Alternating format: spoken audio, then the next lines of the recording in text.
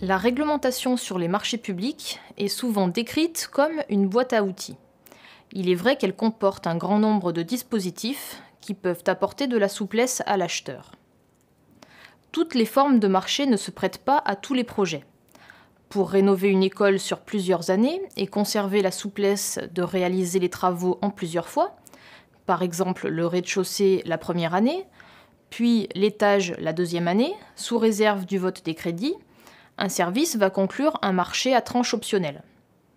Pour des fournitures récurrentes, bien définies, standards, telles que des fournitures administratives, du mobilier, de l'outillage, un accord cadre à bon de commande est particulièrement adapté. Pour des prestations évolutives dans le temps, comme des matériels informatiques qui sont rapidement obsolètes, un accord cadre à marché subséquent est plus adapté. Voyons maintenant les différents types de marchés. Tout d'abord, le marché ordinaire.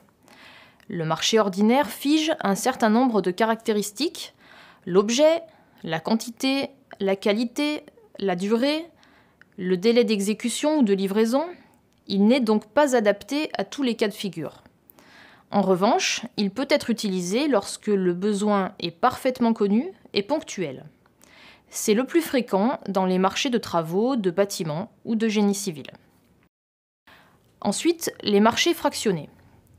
Les marchés fractionnés s'exécutent par fraction, sur commande de l'acheteur, et apportent de la souplesse dans un grand nombre de cas.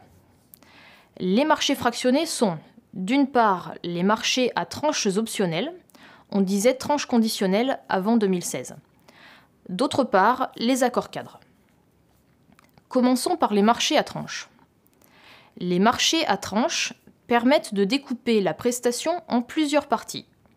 Seule la tranche ferme engage l'acheteur qui se réserve le droit d'affermir ou non là où les tranches optionnelles dans un délai qu'il annonce dans le marché. Cela lui permet de ne conclure qu'un seul marché, mais d'y inclure des prestations dont il n'est pas certain qu'elles pourront être commandées pour diverses raisons, politiques, budgétaires ou techniques. Terminons enfin par les accords cadres. Les accords cadres sont des contrats cadres que conclut un acheteur et dans lequel il définit les conditions de ses commandes ultérieures dans le respect, le cas échéant, d'un montant minimum et d'un montant maximum.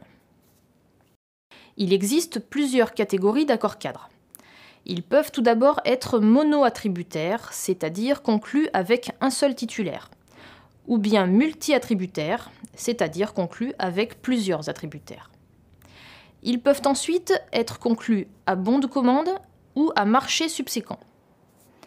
Les accords cadres à bon de commande prévoient toutes les caractéristiques des prestations, notamment le prix, les quantités qui font l'objet de bons de commande émis au fur et à mesure de l'apparition des besoins. Les accords cadres à marché subséquent ne prévoient pas toutes les caractéristiques des prestations. Notamment les prix ne sont pas définitifs. Ce n'est qu'au stade du marché subséquent que l'acheteur définit précisément son besoin et reçoit une offre spécifique du ou des titulaires de l'accord cadre. L'accord cadre multi-attributaire.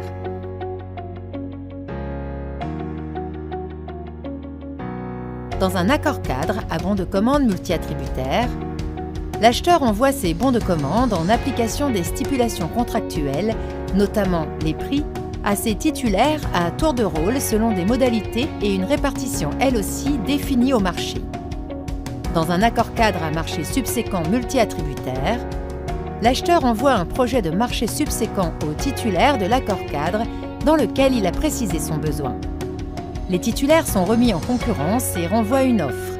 L'acheteur choisit l'offre économiquement la plus avantageuse selon les stipulations contractuelles.